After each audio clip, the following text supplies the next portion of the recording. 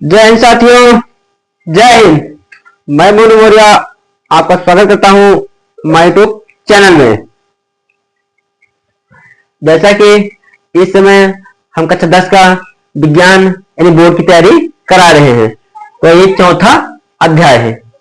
ये आज चौथा अध्याय है, तो इस पर आज हम चर्चा करेंगे। तो जो बच्चे हमसे जुड़े हैं, जुड़ते रहिए और चलते रहिए। इसमें विस्थापन प्रतिस्थापन अक्रिया टॉपिक हमारा है विज्ञान का। विस्थापन और प्रतिस्थापन अक्रिया यानी विस्थापन अक्रिया और प्रतिस्थापन मतलब क्या होता है, तो मैं आपको पहले समझा देता हूं। जैसे विस्थापन मतलब होता है किसी एक स्थान पर दूसरे स्थान पे जाना, यानी क्या होगा विस्थापन। मान लो आप मीपुआ हो, मान लीजिए आप मीपुआ हैं, मीपुरा से आप बाहर ही चले गए, यानी मीपुरा आप थे, अब मीपुरा से आप बाहर ही चले गए, यानी मीपुरा से आप बाहर ही चले गए, यानी आपने स्थान बदल दिया, आपने स्थान बदल दिया। तो विस्थापन प्रतिस्थापन का मतलब यही होता है कि एक स्थान से दूसरे स्थान पे जाना। विस्थापन या प्रतिस्थापन का मतलब होता है एक स्थान से दूसरे स्थान पे जाना। ठीक है, अब आइए इसके अर्थ को सोचते हैं। जैसे वह अक्रिया जिसमें एक तत्व, यदि कोई वह अक्रिया जिसमें एक तत्व या पदार्थ, तत्व या पदार्थ हो किसी दूसरे तत्व या पदार्थ, एक तत्व या पदार्थ किसी दूसरे पदार्थ से। समझिए आप, जैसे समझिए यहां पे देखिए, एक तत्व है दूसरा तत्व, दूसरे तत्व या पदार्थ को उसके यौगिक में से हटाकर स्वयं उसका स्थान ले लेता है, वो विस्थापन क्रिया कहलाती है। पहला का अर्थ यही हुआ कि मान लो कोई एक नंबर है, ये एक नंबर है, अब ये 2 नंबर है। क्या है? 2 नंबर है। तो एक नंबर वाला दूसरा के स्थान पर चला जाए और दूसरा व्यक्ति वाला पहला स्थान पर चला जाए, यानी पहला स्थान वाला व्यक्ति दूसरा के पास चला जाए और दूसरा वाला पहला के स्थान पर चला जाए, तो क्या होगा प्रतिस्थापन अक्रिया। यानी एक स्थान पर दूसरे स्थान पर जाना और दूसरे स्थान पे पहले स्थान पर आना, प्रतिस्थापन या विस्थापन कह सकते हैं। अब आइए दूसरा चर्चा करते हैं। अब आइए द्विविस्थापन अक्रिया देखते हैं। द्विविस्थापन अक्रिया दो अलग अलग परमाणु, यानी 2 अलग अलग परमाणु या परमाणुओं समूह आयन का आपस में आदान प्रदान होता है, उसे द्विस्थापन अक्रिया कहते हैं।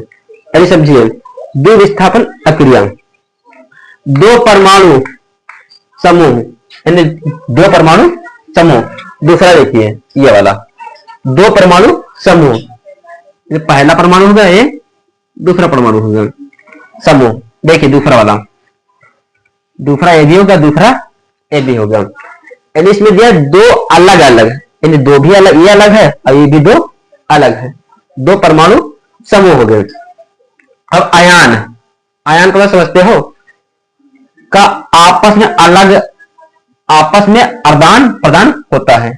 यानी समझिए, मान लीजिए ये 2 नंबर है और ये भी 2 नंबर है, ये भी एक व्यक्ति है और ये भी एक व्यक्ति है। इनके पास मान लो 2 बीघा खेती है, इनके पास 2 बीघा खेती है, इनके पास भी 2 बीघा खेती है। ठीक है, दोनों के पास खेती बराबर है, दोनों के पास खेती बराबर है। अब मान लीजिए इनको 1 बीघा कहीं पैसे इनके पास मान लीजिए ज्यादा है, इनके पास मान लो पैसा ज्यादा है। अब ये कहें कि 1 बीघा हम खेती और खरीद देंगे, यानी हमारे पास भी बराबर है, तुम्हारे पास भी बराबर है, हमारे पास मान लो बजट हो गया, आप 1 बीघा खेती मोल खरीदेंगे, 1 बीघा खेती मोल खरीदेंगे। ये कह रहे हैं कि 1 बीघा खेती हम मोल खरीदेंगे, तो इनके पास मान लो कुछ पैसा कम पड़ गया, यानी 1 बीघा खेती मान लो 3 लाख का है, तो इनके पास 2 लाख हो गए, इनके पास 2 लाख है। तो इन्होंने कहा कि भाई 1 लाख तो हमें दे दो, हमारे पास जब हो जाएगा तो हम आपको दे देंगे। इन्होंने कहा भाई ले लो, जब आपके पास होगा तब दे देना। यानी कहने का मतलब जैसे समझिए, ये पहला एग्जाम्पल हो गया, ये पहला एग्जाम्पल हो गया। अब दूसरा एग्जाम्पल समझ लो, मान लो ये भी कोई व्यक्ति है और ये भी कोई व्यक्ति है, ठीक है। अब मान लो दोनों अपने अपने घर में रहते हैं, ये अपने घर में रहता है, ये अपने घर में रहता है। अब दोनों में क्या हुआ, मान लो इनके घर पर खाना बन रहा है और इनके घर पर भी खाना बन रहा है। अब मान लो इनके घर पर आटा नहीं है, इनके घर पर आटा नहीं है, यानी ये वाले व्यक्ति के पास आटा नहीं है, तो इनके यहाँ पे आटा ले आएंगे, ये वाले इनके यहाँ आटा ले आएंगे, ठीक है। अब मान लो इनके भी घर पर खाना बन रहा है, अब मान लो इनके भी घर पर खाना बन रहा है।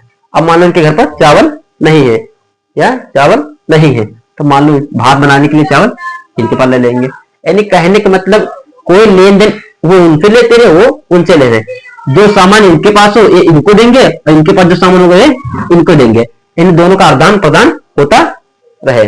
जैसे हमारे पास पैसा है, तुम्हारी जरूरत होगी हम दे देंगे, तुम्हारे पास पैसा है हमारी जरूरत हमको आप दे देना। यानी कहने वाला दोनों लोग के पास आदान प्रदान होता रहे, वो उनको देते रहे वो इनको देते रहे, ठीक है।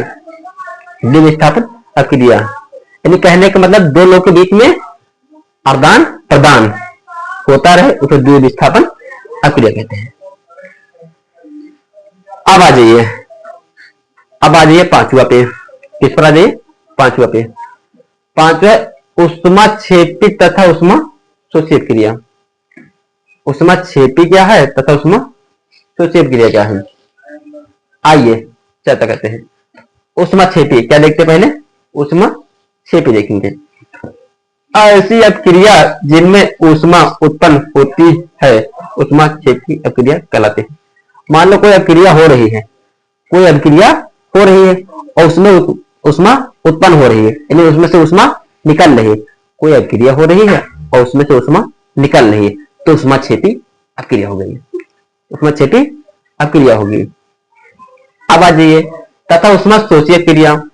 अब पूछ रहा है उष्मा शोषीय क्रिया, यानी जिसमें से उष्मा निकल रही है उष्मा क्षेपी हो गई। अब आइए उष्मा शोषी पे।